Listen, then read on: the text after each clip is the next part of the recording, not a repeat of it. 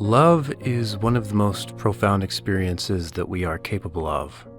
It's hard to define it because it's a feeling which combines a host of other feelings like delight, thrill, desire, pain, and joy, admiration, and jealousy. But it's also an action. It's something we do. And on top of that, it's a modifier which, like a psychotropic drug, changes the way we think, feel, and perceive the world around us. Love is perhaps the greatest pleasure we can experience. We will do anything to get it, and without it, we are miserable.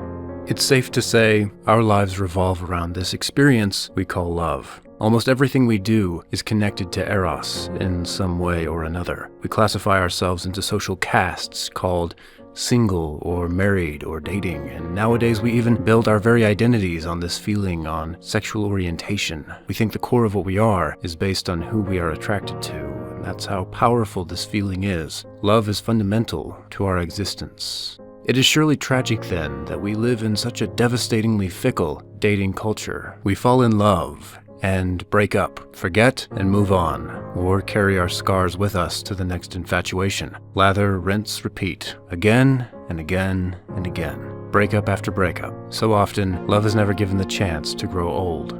It dies prematurely. We allow ourselves to fall out of love, and we consider this to be normal. We leave a trail of relational wreckage behind us, and we call it par for the course.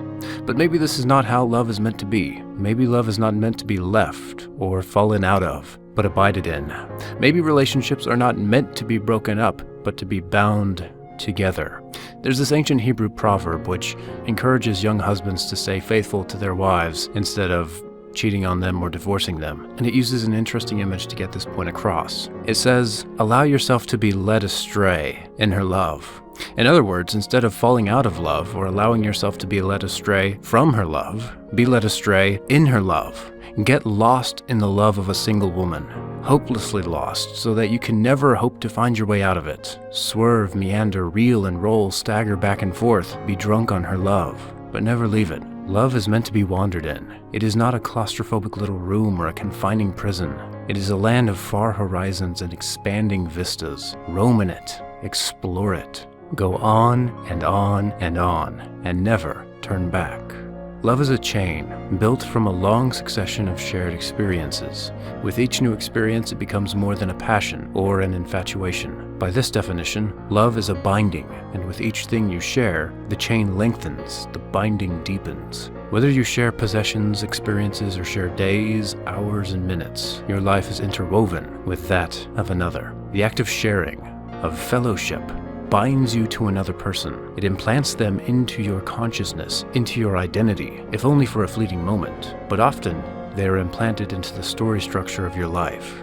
And this is the spirit of monogamy, of a long love, of going far in love, the building of long histories, and the telling of long stories, experiencing what cannot be experienced without a long chain of shared events, joys and pleasures which belong only to the committed, bought dearly with hard work, pain, conflict after conflict, and resolution after resolution, argument after argument, dying 1,000 times in order to find a deeper joy in a deeper love.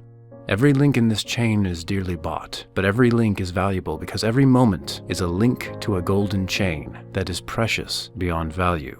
This is why you should pick one person and love that person for the rest of your life, with the hope that maybe someday you'll experience the joy of a long chain of love.